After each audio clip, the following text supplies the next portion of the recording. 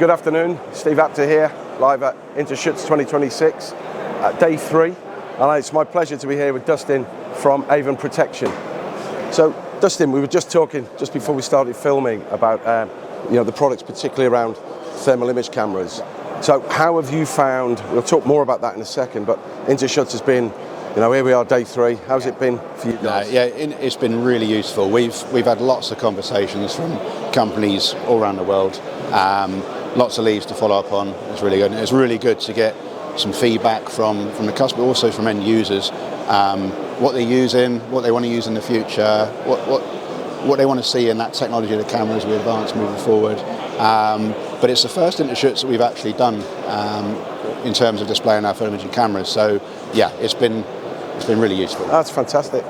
Well, talking about the thermal image cameras, so I was just explaining before we started, I was in the fire service for 32 years, and I remember the first thermal image cameras, and they were not, this is super specification, which leads me nicely on to, so we were talking, there's a bit of a challenge, isn't there, a balance between the need for or want for really good high resolution versus reliability. And what's Avon Protection's view on that? Yeah, so it definitely is. Having a good resolution is important, but what's more important is the reliability of that camera.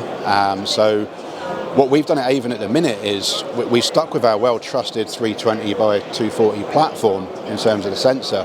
But what we've done is we have improved that sensor to improve the NETD.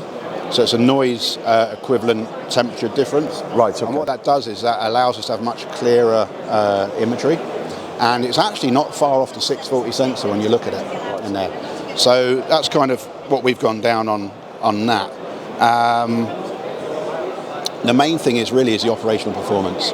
So NFPA is really important as far as we see. So you have the NFPA cameras that are in the market, and they've been through the testing that's needed to gain that certification.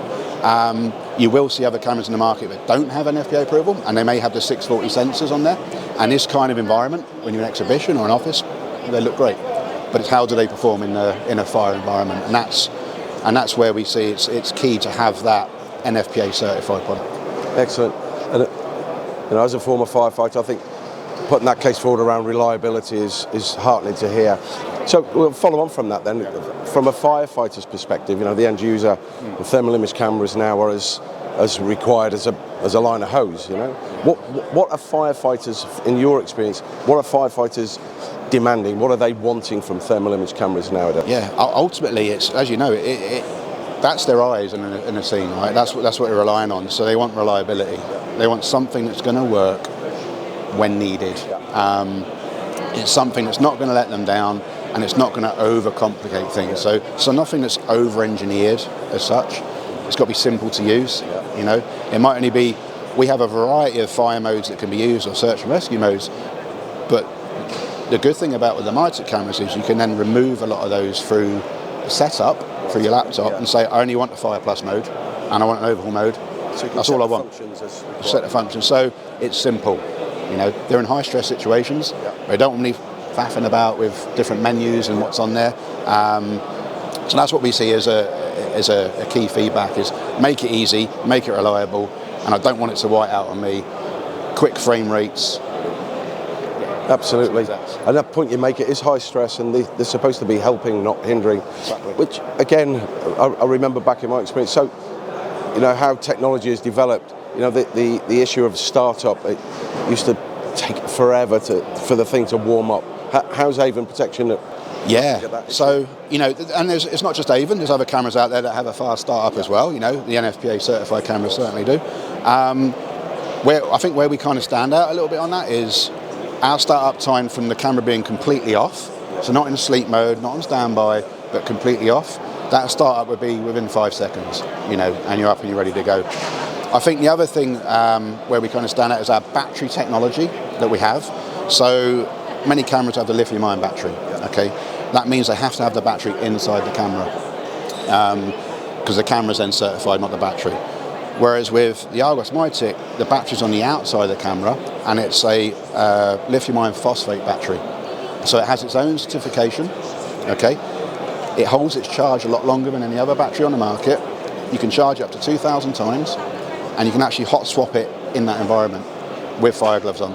So if you were in an environment and for some reason that battery died on you, you can hot swap it, put a new one on, and you're up and running probably just after 5 seconds, and you're ready to go again. Fantastic. That's, again, I'm just thinking back to showing my age, that was beyond thought. Back then they were encased, and that reliability factor is emphasising. I suppose that leads me nicely on to sort of a final point, really. Where do you see technology taking thermal image cameras forward, AI and the world we're in now? I think it's exciting times really with it. You've got AI is going to play a big part, and that could be to assist with looking for casualties. It could be to assist looking at escape routes, communication. Is it part of a live video feed, which is something we're kind of working on as a proof of concept with LRT system. But I think the fundamentals remain the same. It's got to be simple, and it's got to be very rugged. I always say about firefighter proof. It's got to be strong and rugged on there. But exciting times ahead, and within our engineer and R&D department that we've got, we're always looking at what we want to do ahead. But what's really important is that we do what the end user wants. We don't do something and try and drive it into the market, because then you're trying to force something on. We want to hear what the end users want, and then we can work around our sort of product roadmap of how that fits in. That's perfect. Thank you, Dustin. And it's a pleasure, as I say, former firefighter. It's great to see how technology is developing, keeping firefighters safer.